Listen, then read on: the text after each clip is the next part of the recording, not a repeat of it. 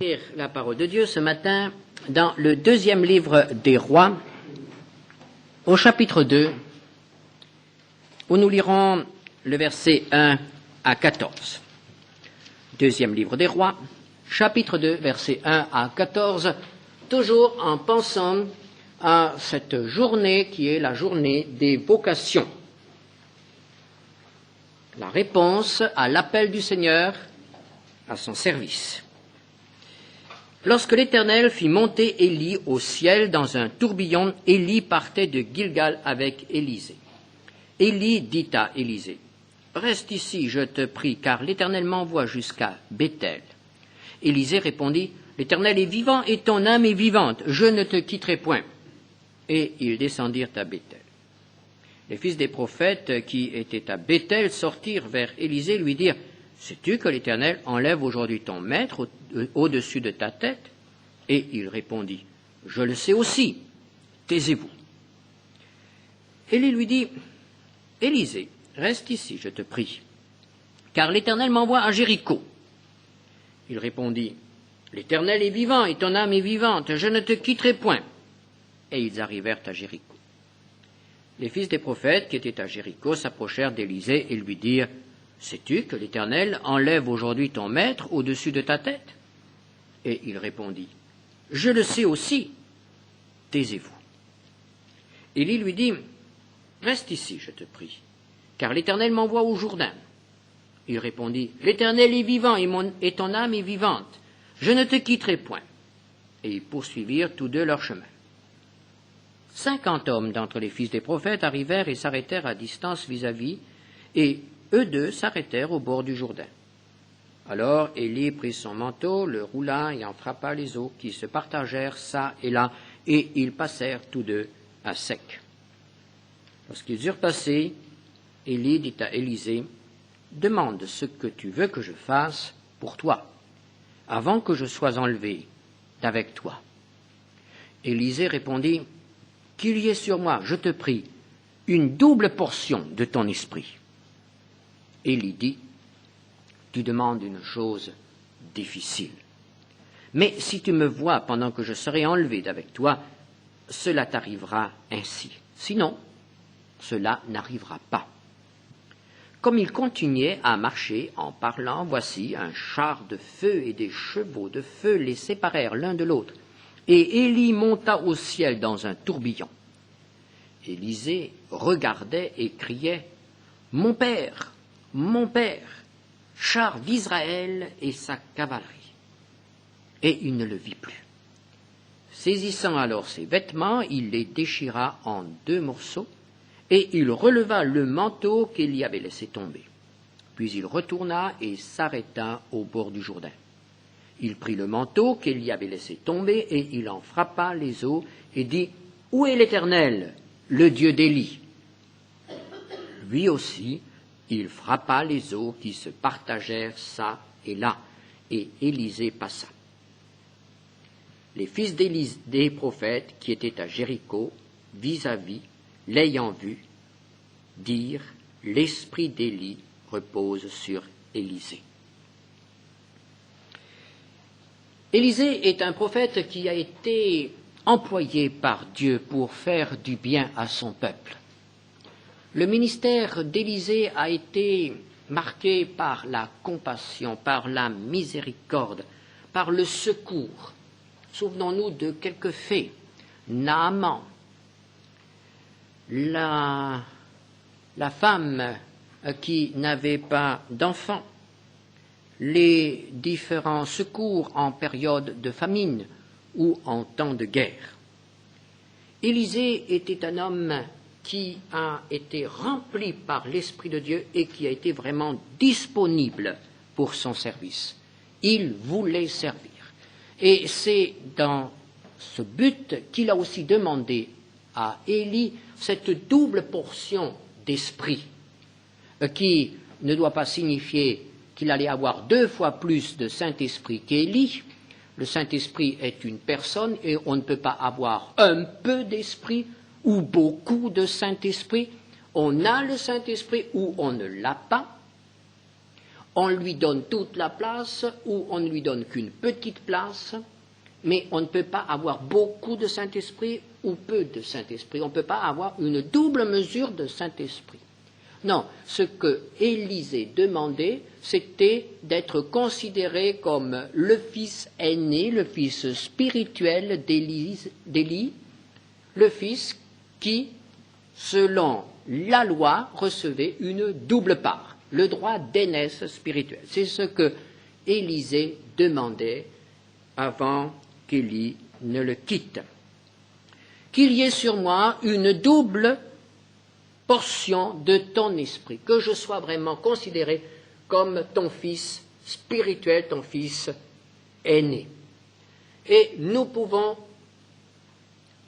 en considérant ce texte ce matin, découvrir quel est l'itinéraire que le Seigneur nous demande de suivre pour devenir des témoins, des serviteurs de Dieu, remplis de l'Esprit de Dieu, disponibles et que le Seigneur peut aussi employer dans un ministère de miséricorde, d'aide et de secours.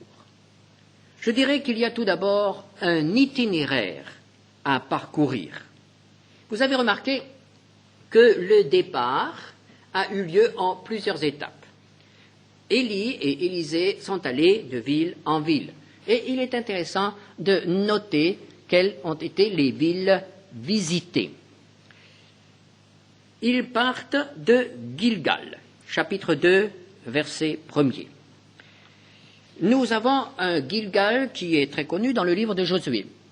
Il est possible qu'il ne s'agisse pas de la même localité. Mais le nom de Gilgal signifie rouler.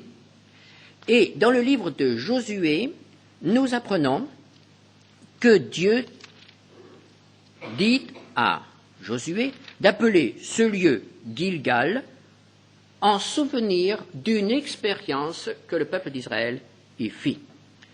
Dans Josué, chapitre 5, nous lisons que lorsque le Jourdain fut franchi par le peuple d'Israël, le peuple se trouvait donc dans le pays de Canaan, et voici que Dieu donne un ordre étrange, déroutant même. Israël se trouve déjà sur le terrain ennemi. Il n'est plus protégé par le Jourdain. Et voici que Dieu exige la circoncision de tous les hommes en Israël. La circoncision de tous les soldats.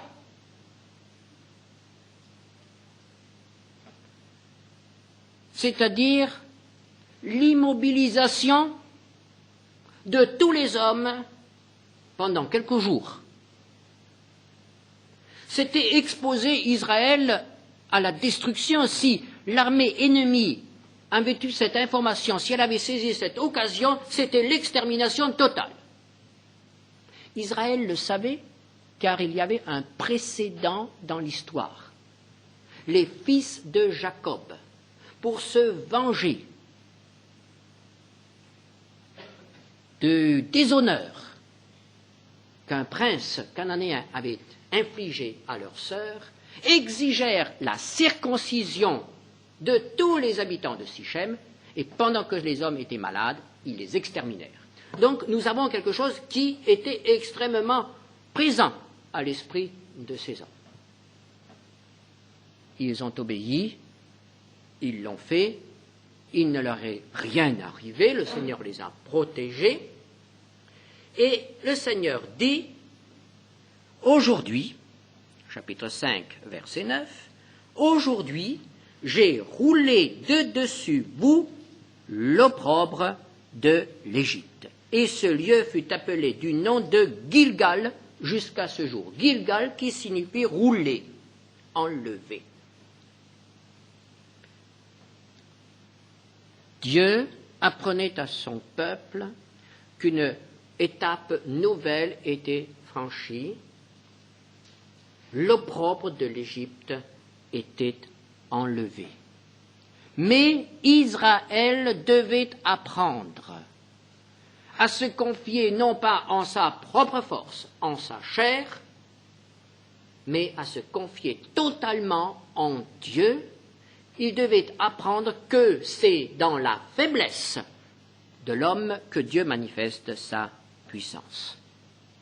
Au moment de commencer la conquête, Israël est affaibli dans sa chair, dans ses hommes. Et la conquête sera victorieuse. La circoncision remonte, pour le peuple d'Israël, à Abraham. Et elle marque aussi dans la vie d'Abraham une étape importante. Abraham a obéi à Dieu et il a gardé dans son cœur la promesse de la naissance d'un fils. Je ferai sortir de toi une postérité, un peuple nombreux. Mais le temps passe. Sarah vieillit, lui-même vieillit, et l'espoir humain d'avoir un fils diminue chaque jour. Et alors c'est le recours à l'expédient. Agar, l'esclave égyptienne, et la naissance d'Ismaël, et le silence de Dieu pendant 13 ans. Et quand Dieu reprend contact avec Abraham, il lui dit « marche droit maintenant ». Et il lui impose la circoncision. Et c'est dans sa chair qu'Abraham va porter le signe de l'alliance qui le lie à Dieu, et c'est alors qu'Isaac naîtra. Et tous les descendants d'Abraham devront être circoncis pour porter en eux la marque de l'alliance qui les lie à l'Éternel. Et pour leur rappeler que l'homme ne doit pas se confier en l'homme, mais en Dieu, et que nous n'avons pas à nous appuyer sur nos propres forces, sur notre expérience, sur nos capacités, sur notre intelligence pour servir le Seigneur. Mais qu'il veut se manifester à nous, justement, au travers de notre faiblesse, au travers de notre incapacité. L'apôtre Paul nous dit ce que signifie cette circoncision spirituellement pour nous aujourd'hui dans Colossiens 2, verset 11. C'est en lui que vous avez été circoncis d'une circoncision que la main n'a pas faite, mais de la circoncision de Christ qui consiste dans le dépouillement du corps de la chair. Voulons-nous un ministère fécond? Voulons-nous être remplis de l'esprit? Il faut que nous vivions ce dépouillement de la chair. Notre propre force ne peut pas cohabiter avec la puissance du Saint-Esprit. Le Saint-Esprit ne sera jamais au service de notre moi, pour nous élever, pour nous faire briller, pour nous mettre à l'avant de la scène. C'est dans la faiblesse de l'homme, c'est dans l'incapacité de l'homme que la puissance de Dieu veut se manifester. Première étape, Gilgal, le dépouillement de nous-mêmes, le dépouillement de notre vieil homme, le renoncement à ce qui fait humainement notre force. La deuxième étape, chapitre 2, verset 2, sera Béthel. Béthel signifie en français « maison de Dieu ». L'origine de ce nom se trouve dans la Genèse. Jacob a trompé son père, trompé son frère, et fuit devant la colère de son frère. Il fuit pour sauver sa vie. Il quitte donc sa famille et surtout, il quitte le pays que Dieu a promis de donner aux descendants d'Abraham. Pour lui, il s'éloigne de Dieu. En quittant le pays, il a l'impression de quitter aussi Dieu. Et il se demande ce qui va se passer, quel sera son avenir. Tout est sombre devant lui. Et une nuit, il a ce rêve, cette vision de l'échelle. L'échelle, le long de laquelle il va monter et descendre les anges. Chapitre 28 de la Genèse, verset 16. Jacob s'éveilla de son sommeil et il dit, « Certainement l'Éternel est en ce lieu, et moi je ne le savais pas. » Il eut peur et dit, « Que ce lieu est redoutable. C'est ici la maison de Dieu. C'est ici la porte des cieux. » Et Jacob se leva de bon matin, il prit la pierre dont il avait fait son chevet, il la dressa pour monument et il versa de l'huile sur son sommet. Il donna à ce lieu le nom de Béthel, la maison de Dieu, la porte des cieux, le lieu où l'on est en communion avec Dieu. Voici une autre nécessité. Il n'y a pas de plénitude du Saint-Esprit sans communion avec Dieu. Cela va de soi. Si je suis rempli de quelqu'un, je suis en communion avec lui, il n'y a rien qui me sépare de lui. Si je suis rempli de Dieu, je suis en communion avec Dieu. Si je ne recherche pas la communion avec Dieu, si je ne recherche pas sa présence, je ne peux pas être rempli de lui, rempli de l'Esprit. Et c'est pourquoi l'apôtre Paul nous dit, dans l'Épître aux Colossiens, chapitre 3, versets 1 et 2, « Si donc vous êtes ressuscités avec Christ, cherchez les choses d'en haut, où Christ est assis à la droite de Dieu. Affectionnez-vous aux choses d'en haut et non à celles qui sont sur la terre. » Si nous cherchons la communion avec le Seigneur, si nous sommes dans sa maison, nous ne serons plus attirés par les choses qui sont en dehors de la maison. Les choses qui lui déplaisent, les choses qui l'attristent. Notre cœur ne sera plus partagé. Romains 8, versets 5 à 8, l'apôtre Paul parle du drame du chrétien qui a le cœur partagé entre deux affections, l'affection pour Dieu et l'affection pour les choses du monde, l'affection de l'esprit et l'affection de la chair. Romains 8, versets 5 à 8. Ceux, en effet, qui vivent selon la chair s'affectionnent aux choses de la chair, tandis que ceux qui vivent selon l'esprit s'affectionnent aux choses de l'esprit. Et l'affection de la chair, c'est la mort, tandis que l'affection de l'esprit, c'est la vie et la paix. Car l'affection de la chair est inimitié contre Dieu, parce qu'elle ne se soumet pas à la loi de Dieu et qu'elle ne le peut même pas. Or, ceux qui vivent selon la chair ne sauraient plaire à Dieu.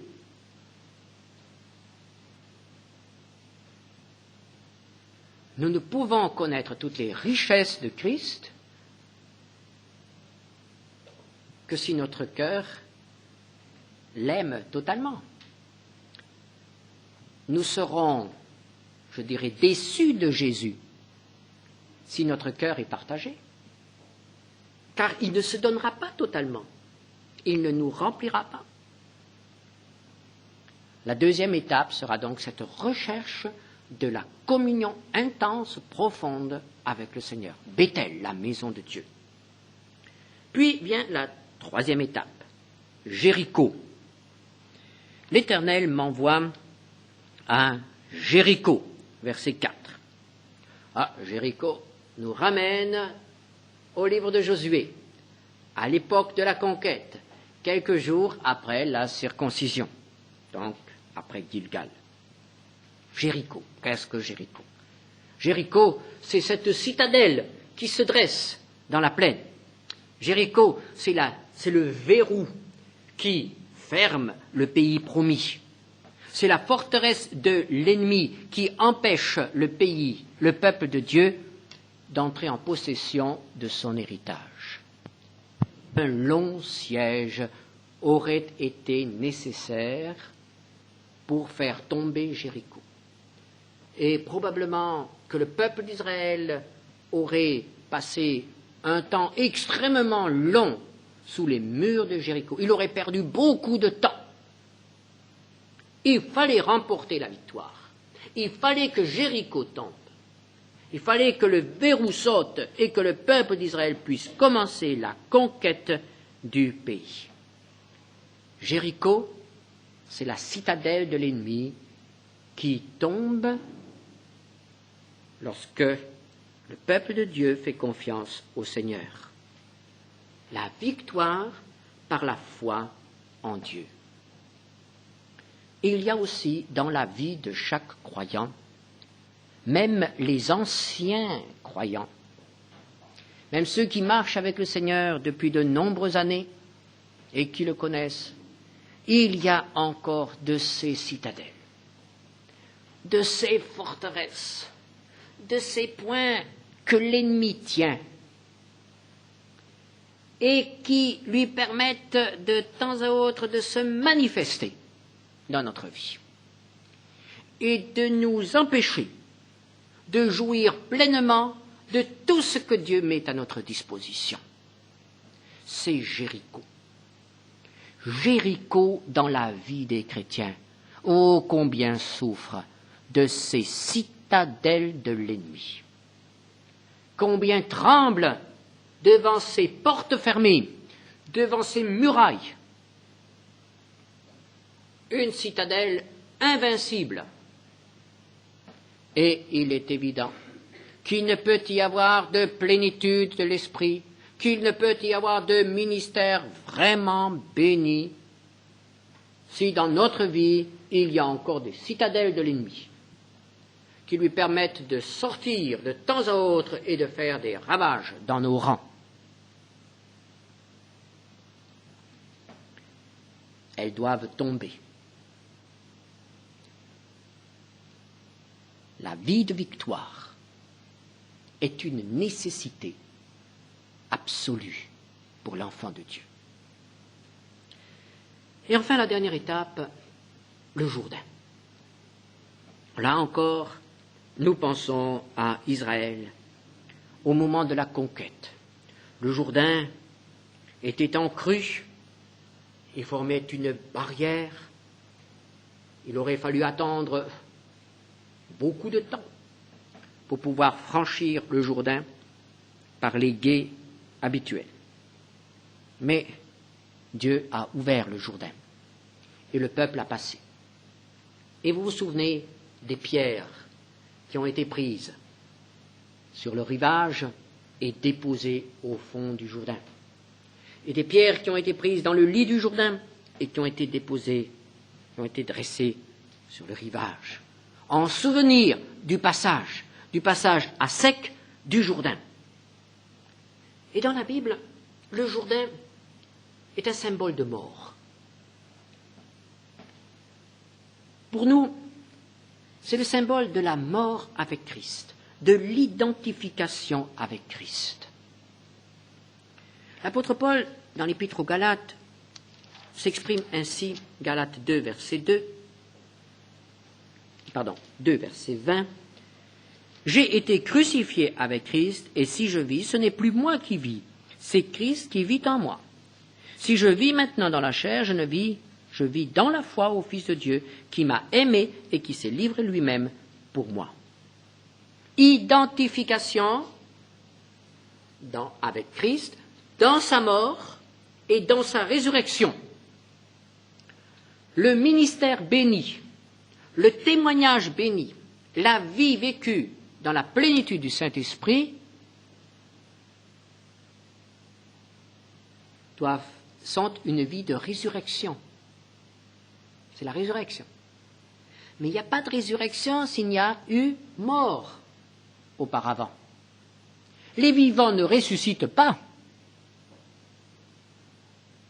Si je n'ai jamais accepté l'identification à la croix de Jésus, la mort de Jésus, l'ensevelissement de Jésus, je ne connaîtrai pas non plus l'identification dans la résurrection de Jésus, dans la vie de Jésus. Alors très souvent, nous voulons être en Canaan sans nous mouiller, sans passer par le Jourdain. Ça ne va pas. Ça ne va pas. Nous voulons la résurrection sans la mort. Ça ne va pas. C'est absolument impossible. Nous voulons le revêtement sans le dépouillement. Nous voulons la nouvelle construction sans la destruction de l'ancienne. Ça ne va pas. Et Dieu est patient et il attendra. Et certains chrétiens attendent ainsi, et je dirais, perdent des années de leur vie parce qu'ils n'acceptent pas de franchir les différentes étapes qui permettent à Dieu de nous amener enfin là où il veut nous avoir, de manière à ce qu'il puisse nous donner ce dont nous avons besoin pour le servir.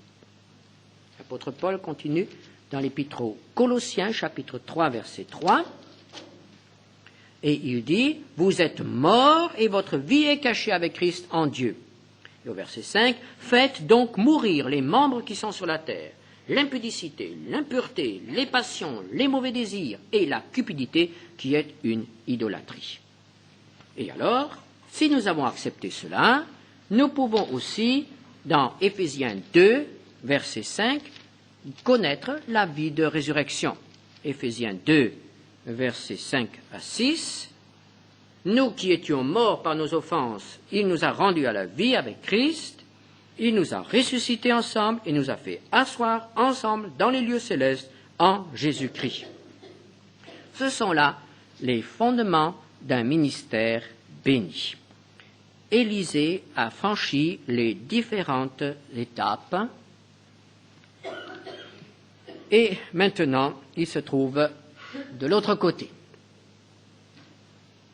Un dernier entretien avec son maître bien-aimé, et voici Élie qui s'en va.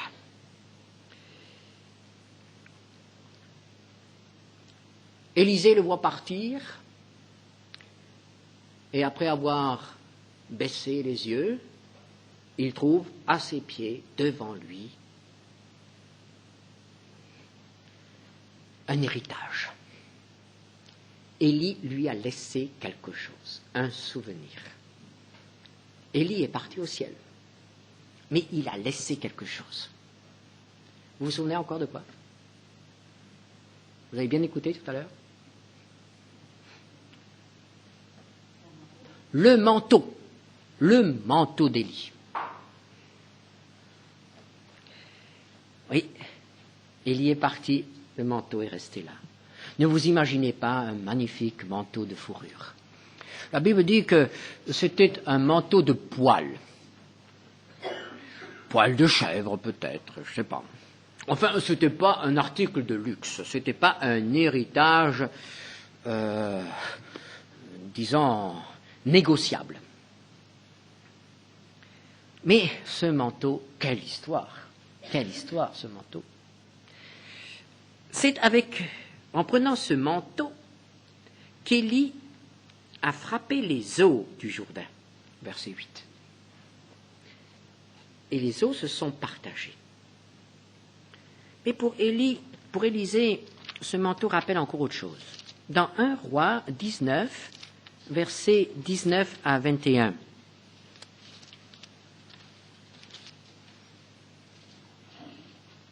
Élie partit de là et il trouva Élisée qui labourait.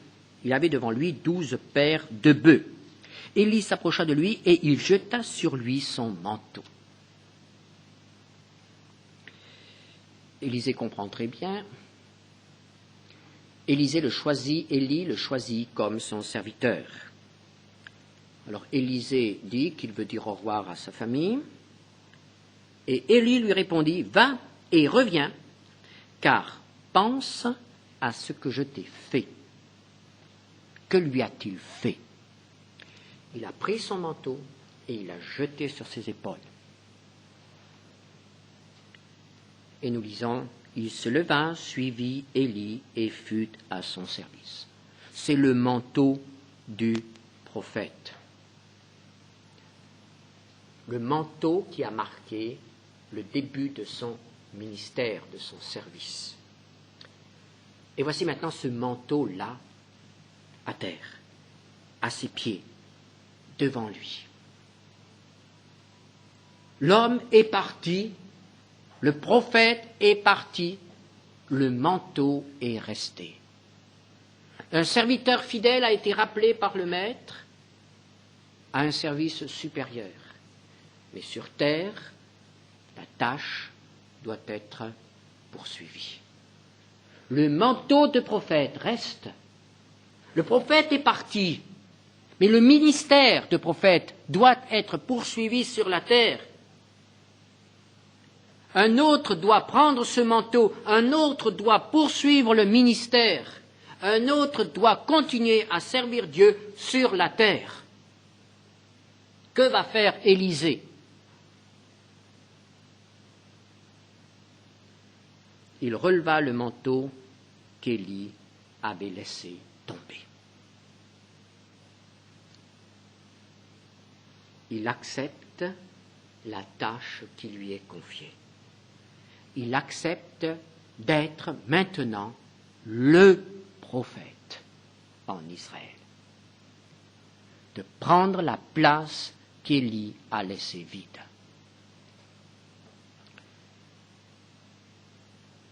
Beaucoup de serviteurs de Dieu, de chrétiens fidèles, nous quittent. Ils ont achevé leur course. Mais la tâche n'est pas achevée. Et il y a par-ci, par-là, des manteaux qui sont restés à terre. Certains les ont vus, mais ils ne se sont pas baissés pour les prendre. Et il y a des places vides dans l'œuvre de Dieu. Il y a des ministères qui ne sont pas poursuivis parce qu'il y a des jeunes qui n'ont pas relevé le manteau.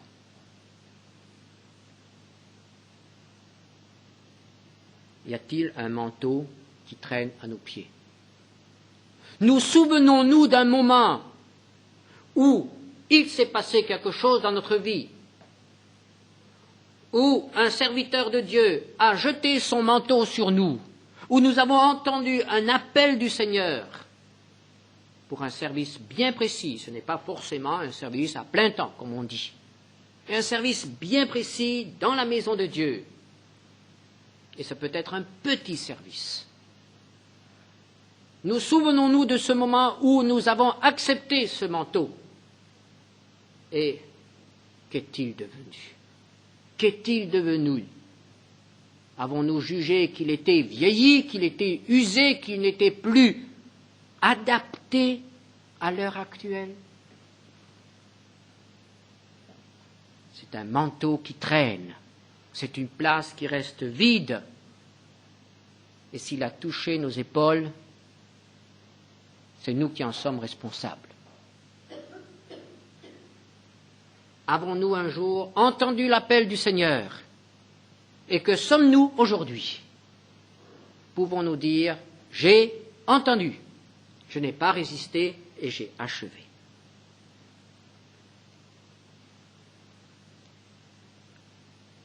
Certains chrétiens rêvent de faire de grandes choses. Mais en attendant, ils ne voient pas les petites choses qui sont là, devant eux, et qui doivent être faites. Et si le Seigneur nous dit, comment pouvez-vous être fidèles dans les grandes choses si vous n'êtes pas fidèles dans les petites choses? Ne nous attendons jamais à faire de grandes choses si nous ne sommes pas prêts à faire ce qui est devant nos pieds. Si nous ne sommes pas prêts à relever le manteau qui est là devant nos pieds. Ne critiquons pas le manteau. Ne méprisons pas le manteau. Ne disons pas c'est un vieux manteau. Je veux un manteau neuf. Je veux un manteau à ma taille. Nous avons à accepter ce que le Maître nous donne. Sinon, ce n'est pas la peine de l'appeler Seigneur, Seigneur. Le manteau est là. Allons-nous, comme Élisée, le prendre? Et si nous le prenons, ce sera le dernier acte, la dernière condition qui sera devant nous. Toutes les conditions sont remplies. L'itinéraire a été suivi, le manteau a été relevé, la vocation a été acceptée. Et Élisée a vu partir Élie au verset 10. Il l'a vu monter. Donc tout est là. Que va faire Élisée maintenant? Élisée va prendre Dieu au mot. Et c'est la foi agissante. Il n'a pas besoin d'attendre. Il n'a pas besoin d'un ordre de Dieu. Il n'a pas besoin d'un événement particulier. Il n'a pas besoin de ressentir une émotion particulière. Il n'a pas besoin d'un signe. Il prend le manteau et il retourne. Il retourne sur le champ missionnaire. Et il y a le Jourdain. Va-t-il être arrêté par cet obstacle? Le Jourdain a repris son cours. Élisée prend le manteau et dans la foi s'ouvre un passage à travers le Jourdain. Il est vraiment le prophète, revêtu de tous les dons, de la puissance, de l'autorité que Dieu donne à son prophète. C'est la foi triomphante qui permet la marche dans la pleine possession de tout ce que Dieu promet à ses enfants, à tous ceux qui veulent le servir. Élie est parti. Élisée commence son ministère. Ce sera un long ministère béni. Nous sommes souvent impressionnés par les ministères bénis, mais il faut savoir comment ils commencent. Et cela est aussi pour nous. Souvenons-nous, un itinéraire. Souvenons-nous, une vocation à accepter. Accepter ce que Dieu me demande de faire. Ne pas rechigner, pas chercher autre chose. Et agir dans la foi. Et le Seigneur ouvrira le Jourdain et le Seigneur bénira notre témoignage. Amen. Prions ensemble. Seigneur notre Dieu, nous te remercions parce que ta parole est vivante, elle est encore là pour nous aujourd'hui. Et ce qui était vrai pour le passé est encore vrai pour aujourd'hui. Merci Seigneur parce que tu ne veux pas que notre vie soit inutile.